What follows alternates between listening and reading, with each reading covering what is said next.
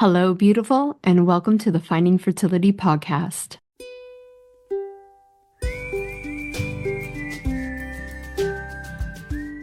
I'm Monica, your mentor in uncovering the hidden layers of your fertility journey. Together, we'll discover the right path for you within the 6 essential steps to creating the family of your dreams. We'll ditch the overwhelm, tune into your intuition, and build a vibrant foundation for your fertility. Whether it's through gut health, subconscious healing, or energetic alignment, you can unlock your body's natural power to get and stay pregnant. Your fertility journey is all about radical responsibility and deeply believing that your body is on your side. It's time to stay consistent, embrace trust, surrender, and create the transformation you deserve. Finding Fertility does not diagnose, prescribe, or treat any fertility issues. What we do is empower you to take control of your health by uncovering the root causes holding you back. Let's do this together. Happy Friday, y'all. Welcome back to another episode of Finding Fertility. I'm your host, Monica Cox, and I'm super excited to have Natalie Tisdale on with us. She was such a lovely host on her podcast, and I think that her story is just going to resonate so much with you, the listener, in understanding that your physical health is such an important part of your journey. So welcome to the podcast. Thank you. It's such a pleasure to be here. So you love gut health, but tell us how you got into what you're doing now. My history is as a journalist, and I spent most of my journalism career doing health news. I was TV anchor on a morning show. I've moved around the country, but have spent most of my time in Colorado, in Denver. And health news was my passion and still is today. What I found most beneficial to the viewer was news that could help them. Most of the news, as we know, is anxiety-inducing, not helpful. During the pandemic, I had this light bulb moment of what am I doing? Politics and murders and fires, when what I really love is to help people. And of the 4-hour morning show that I did, there was just a small fraction of the news that was helpful to people. So like many of us, we reanalyzed our lives. And after 28 years in the traditional news business, I left to pursue my own company and my own journalism, and it became a health podcast for women. I just got goosebumps. Yes, we need more of this, because when we're in that blinkers on, watching what we're used to, we don't get that information that maybe our soul is seeking. And so we stay stuck just a little bit longer. Now, the pandemic changed a lot of people's lives, but did you have your own health journey to lead you into being able to really get your teeth into the health stuff? I think it's why I fell in love with health news, because I've always been a health junkie, like trying to figure out ways to feel better, to eat better. Everyone around me is, what's the latest, Natalie? Growing up, my kids, everything. I've always loved pursuing better health. It wasn't really until I started helping other people that I realized that many of the issues that I had when I was trying to get pregnant and earlier in my life had all combined to lead me. Often that's what it is, right? That all the problems that you have lead to where you are and what you pursue. Early in my life, I have 3 children and didn't have trouble getting pregnant with the first, but then had trouble between the second and third with 3 miscarriages. I remember going to my doctor after the first saying, why did this happen to me? I never had problems. I was 30 with my first, 35, and then 39. So I had a bigger gap between the second and third. My doctor said, it just happens. There's no reason. And me being the journalist, I'm like, of course it happens for a reason. There has to be a reason. So I went on this pursuit to find out why. It wasn't until after I got pregnant that I realized my gut health and so many other things contributed to that. I had 3 miscarriages at different stages of those pregnancies. I felt like I was okay, but I was having these issues that many women have that we don't often look and say, it's a gut health thing. My youngest is 16. And I think 17 years ago, it certainly wasn't known as it is today to be the issue that it is with overall health. Pregnancy, yes, but overall feeling good and inflammation, all of those things we know today. A lot of my realizations now are reflections on what I could have done differently. And I wish that OBGYN would have said, how about we try this? But instead it was just, keep rolling the dice. That just wasn't an answer for me. It didn't work for me. Yeah, exactly. When it's not working, even if you have experts saying this is the way, or you have health coaches like us or podcasts and they say to do it this way, and you try, you genuinely try, and you have that deep intuition of this isn't working for me. Yeah. I need to pivot with healing the gut, right? That was my issue too. I did it the same as you, like decades ago. No one was really talking about it, had to piece it together myself. But what did you find when you finally realized it was your gut? You found the right steps for you. How did not only your fertility health change, because obviously you had a kid later in life, right? 39. When I Yeah. have clients coming to me, they're like, oh, I've been told I'm old and it's just my age.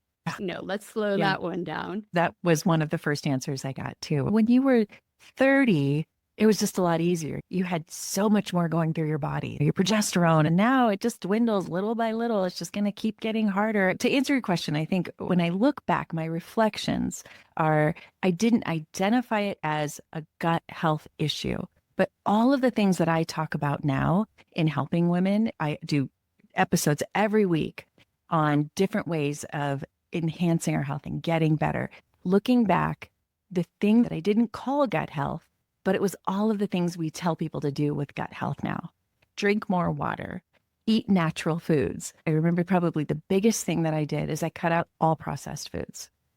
And we didn't call that a gut health boost thing, but we know that all the processed food is bad for our bodies and can lead to a lot of different things. Inflammation, number one. So I set myself this challenge, and that was I am not eating anything out of a can, a box, or a package. It has to be the perimeter of the grocery store. Everything along fresh fruits and vegetables when you walk in to the right, the fresh meats along the back, the dairy along the other side. Everything in the middle is pretty much junk. If you are 90% around the perimeter of the grocery store, then that's probably the best thing we can do for our overall health. And that goes along with pregnancy. Yeah, absolutely. They've put fertility as like this subcategory of your body, which just blows my mind when you start understanding these things that your body is one. And so if something is off, especially your gut, there's a few master controllers in your body, but your gut is essential because it sets up for the rest of your body to have the nutrients it needs. I know the liver is important, the thyroid's important, everything's important. But if your gut has this dysbiosis, it's really hard for all those other functions to do their job. For sure. In the process of trying to get pregnant, I just got healthier. Yeah. And that's the beautiful part of this is I started feeling better. Actually dropped some of that weight. Pregnancy was what I wanted most, but I actually ended up feeling better, which is we all want. Yeah. And especially as quote unquote older moms, we're the ones who are going to be chasing our kids at a older age. And I look at people, I'm 44 now, and I'm fitter than I was at 27 in so many different ways, mentally, emotionally, spiritually, all those things. And it's because I started off really just focusing on my gut health and making it so simple. I do believe there's space for science and overthinking the gut microbiome and being able to name all the biomes is so important. But bringing it down to that layman's term where most of us are sitting, most of us are understanding. And like you say, getting it really simple, going back to Mother Nature. What can we eat that can be grown from the soil or eats grass or lives in harmony with nature? And then bringing in some of the stuff that is better produced to round out our whole existence. But it can be that simple. What is the biggest barrier for people when they are switching their diet, trying to improve their gut health? What is the thing they stumble on the most? Oh, I think it's just the culture of gratification and having what we want when we want it immediately, not having the discipline. And I think discipline is so hard. And yet once you prove to yourself that you can have some restraint and you can actually say no, that probably is the greatest way to feel better and prove to yourself that you can do it. But we just live in such a culture of, I don't know if it's everywhere, if it's just America, but I want it and I want it now. Why can't I have it? And it's not a healthy way to think, certainly not healthy physically or mentally. Yeah, exactly. And I think there's this culture of we look at other people and then they get pregnant easily and they're not healthy. Pregnancy isn't a sign of health, guys. Like No. we are really far away and going into the epigenetics and the way that we are growing a human being from the moment the sperm and the egg meet Mm. is not a sign of health in all Yeah. cases. Unfortunately, it is the younger generations that are having the side effects of these issues. What is your go-to technique then to start building that discipline? I look at discipline as self-love. If you love yourself Mm. enough, you're not allowing yourself to have your special treats, but you're in a different mindset. I love myself enough to make a meal, to say no to the Oreos. So, what is your technique to help people get into that discipline? I love what you just said. And I think the flip switch that I flipped as well. I care enough for myself and my family that I want to do good for myself. For me, that is also getting up at the same time, nourishing first thing in the morning. I look at things differently than I did in my 20s and 30s, where I might have looked at the donut and said, oh, I wish I could have that. And now I don't even wish for that. I look at it and I go, oh, that's really sad. It's not even appealing. Look at things differently where I look at healthy things. I look at a colorful plate. My kids make fun of me because I'll make dinner and it will have spinach and carrots and meat. I'll say, this is such a beautiful plate.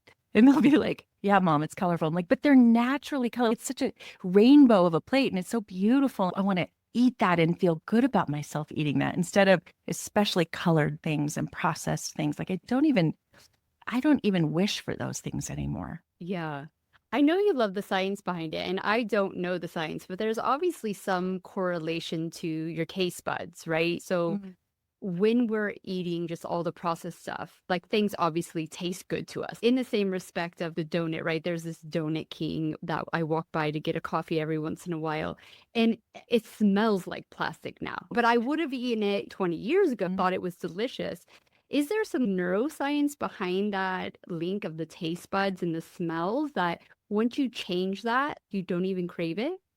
I'm sure there is neuroscience behind it. I wish I could quote it, but I think it also has to do with just when we feel good from the good things, we just don't desire those bad things anymore. Driving through fast food for me just makes me like it does.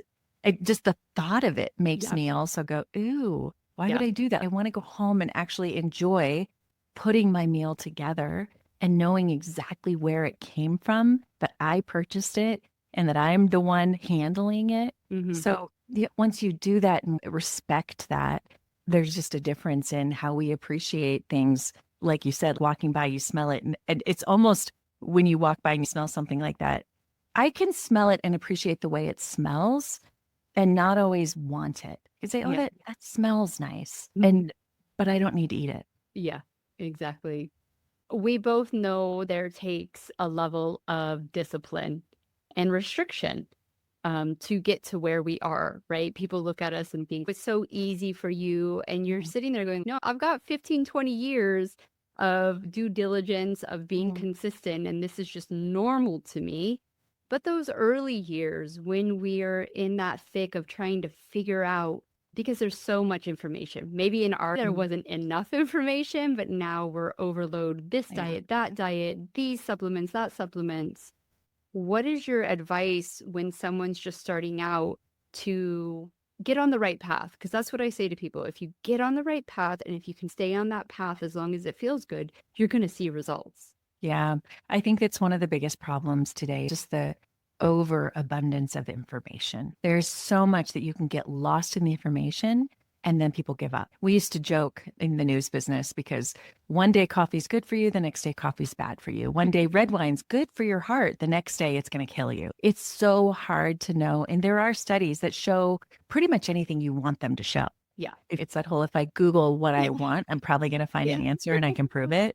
The advice that I always have for people, and I think this is another reason why I wanted to leave the news business, is that the information is so difficult to follow that people follow people they trust more than they follow even organizations. I knew that I would bring with me in my new journalism pursuit people who trusted me because I had been reporting for 28 years. That was fair in the way I reported. I fought for the stories that helped people. I think probably the advice I would give people out of that is to follow the people you trust. Follow the journalists, follow the Monica Coxes that have good information that you know you can believe them because they have done the due diligence. Stick with those people. Maybe you have a handful of those people that you really believe in and try to stay away from the hundreds of thousands and the scrolls. If you're searching on any social media for one thing, you're going to get the algorithm that's going to feed you a whole lot that probably won't help you and will cause more confusion. So you really have to be careful that you're just sticking with the people that you know will give you good information. Yeah, exactly. So I have a girlfriend's daughter who's 20, is having some gut health issues. And she went to a practitioner that is actually looking in the right places. But the recommendation was about 8 different supplements. And I questioned, okay, so what are we going to do with the diet first? And she was like, he said, we're going to first just give the gut a boost, and then phase 2 will be the diet. I have questions around that, but I would love your opinion on, because there are so many, like when we were doing this, there was not gut health supplements. What's your viewpoint of when you are going to heal the gut? Where do supplements come in for you? First of all, I would flip what that doctor said. Supplements are great, but I would start with the diet. It's the easiest thing to start with. Yeah. Diet, we can go off on a whole nother tangent, but it just doesn't have to be complicated. We talked about the perimeter of the grocery store. That's a pretty good place to start. I also think it's really important that we don't overdo it and have this long list of difficult things that then we all know when you have too much, you give up because it's just overwhelming and I can't keep up with it. So I would start with a simplified diet. Then in terms of supplements, I think there are some that certainly helped me. My oldest is 24, so that was my pregnancy when I was 30. When I had difficulty in pregnancies later in my 30s, I didn't identify that as gut issues. I just knew I was having problems. More recently, I've had more gut issues. Granted, I'm in my 50s, so things change in your body, hormones change, all of that.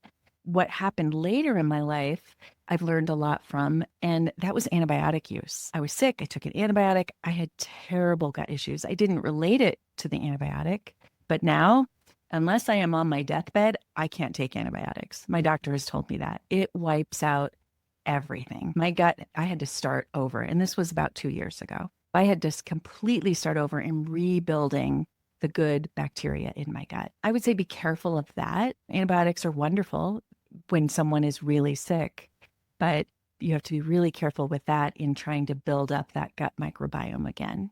In terms of supplements, I think there are some good, but again, following the right people and the right information versus the inundation of all the different supplements out there, and especially how they interact. If you're taking one and then taking another, how do you know that they're working well together? Yeah, exactly. In my day when I did this, there was no supplementation. I didn't even have a gut health that I trusted, a gut health test. And I healed my gut with natural foods, but foods that have been taken out of our Western diet, especially the organ meats, the bone broths. Those have things in them that you're going to struggle to get as much as you need through the fresh vegetables, through the meats and stuff. So bringing those foods in that were probably honored by our ancestors is just so important. Do you use organ meats and bone broth as well? Not as much the organ meats. Okay. I've done some, but bone broth is one of my favorite things. And I'll tell you my routine with it, because I think not just in trying to get pregnant, not just in building your gut health, but for overall feeling well. I interviewed a woman that I adore years ago, and it was before the big gut health movement, if we want to call it that. Yeah. And she taught me how to make bone broth. So I do it a lot. I do it in my slow cooker. And I always do it after cooking a chicken or a turkey so that I can just pull everything out of those bones. And I do it for a couple of days. And I put vegetables in. I love the smell in my house. And then after I'm done, I'll just sip it for days. I love it like coffee. It's so nourishing and it just feels so warm, probably because I've learned how much it has healed me. When I smell it, I feel healed. It smells nourishing to me. I'll sip it for days. And then I go so far as to pour it into ice cube trays Yep. and freeze the bone broth. And a couple days later, I pop those cubes out into a plastic bag, keep those in often I'll do it in a little glass container. Anytime I'm cooking, I pull out some of those cubes. I put them in rice, I put it in vegetables, I put it in smoothies. So kind of got bone broth around all the time. Yeah. It's I don't like superfoods. I don't like saying that one food's better than the other. But what I will say is that it's foods that we don't have in our diet. Like when we started doing this, I would have to make the broth, right? Because you couldn't go to the store and buy it from the freezer or the shelf like you can do nowadays. And I was laughing with my husband because I live in Hawaii, so it's a little bit more expensive here. But I used to get bones for free from the butchers, and they used to love me because they didn't do anything with them. They would just have to throw them away. I was like, oh, I couldn't buy the bones. They were $30. Wow. I might as well just go buy the pre-made broth and not do it myself. It's just these foods, and especially the organ meats. If you incorporate organ meats, the liver, the heart, the kidney, a little bit more in your diet, you'll notice in my fertility journey, the healing just maximized. The research that I've done is because those organ meats are so biologically available, your body knows instantly what to do with all those minerals and nutrients. It's hard to replicate that in anything else. And even when I travel, I'll buy the very expensive freeze-dry stuff and travel with that because I know that I'm not being able to cook my own food and I don't know where my food comes from. I can tell the difference in my gut health as I travel if I'm not taking those or if I am taking them. So maybe play around with that. Tell me about that. It's just freeze dried. That's the way they get the organ meat into supplements. So it's still really biologically available. They're expensive. I'm not going to lie. I try to encourage everyone. You can go and get a pound of liver that will last you a month for less than $5 right now. Chicken hearts. You can get chicken liver, chicken hearts for super cheap. They'll last you for a really long time because you don't need a lot of them. It's hard for them to mentally get over that. And I even hear it with bone broth. I don't like the way it tastes, the broth. But I think it sounds like the way you're making it is like a soup with all the other ingredients. I think just people, sip it. If it's carrots and bay leaves and celery and an onion, I just throw it all in there. Yes. It's just whatever's around that day. What is another hidden gem that you might think you have around gut health, either from your story or from your research? What is something that you wish more people knew about? I'm not sure that they're hidden because I think there's so much information out there now. Some of my favorites, though, warm lemon water in the morning. I want the coffee first thing in the morning, but just a warm, not cold, but just a nice room temperature, not hot, water with lemon and a pinch of sea salt, like a Himalayan or some kind of salt. And that's soothing as well. So just to wake my body up in the morning. That's one that I think is really important that not enough people do. I'm big on yogurt. I have a daughter that can't do dairy and she's got major gut health issues. So we have to find other ways for her, but I'm big on yogurt, without sweetener, of course, but a little bit of honey. I think those are just not hidden, but not done enough. Yep. In really helping the gut. Yeah, absolutely. It's been such a pleasure to have you on. I think you're such a wealth of wisdom. I'm so glad you moved away from the news to doing your own thing. So please let our listeners know where they can find you. You bet. It's fun that we can get our news from lots of different places today. And it's not just major news organizations. You can find me at Natalie Tisdale, TYSDAL.com. The podcast is the Natalie Tisdale Podcast. And I interview health experts every week. I focus on women's health issues. And it's fun to be able to help people. It's fulfilling to me when people write in, and over the years when I was doing health news, when they say, this actually changed my life. That gives me incredible joy. Yeah, it's amazing and well needed right now with all the information out there. Thank you so much again for coming on and sharing your wisdom. And I hope to connect with you soon. Thank you so much. Thank you once again for tuning in and becoming the conscious mama you were born to be. Remember, I wasn't some magical unicorn who stumbled into fertility success. I stayed consistent, I put in the work, and I made it happen. And guess what? You can too. And I have something for my loyal podcast listeners, but here's the key. This is only for women who are feeling burnt out, frustrated, and stuck in the cycle of endless research. And you're at a point where you are screaming, I have tried everything. Why isn't this working? This only works for women who are ready to take a radical responsibility for their journey and start listening to their body's innate wisdom, because deep down, you know you can heal and achieve your ultimate goal. If that's not you yet, that's okay. Not everyone is ready yet to show up with ease, deeply connect to their energy, unlock subconscious patterns, and listen to their body's ability to come into full coherence. But for those who are ready, I'm offering something I only do with my paying clients, and this is a fertility breakthrough session.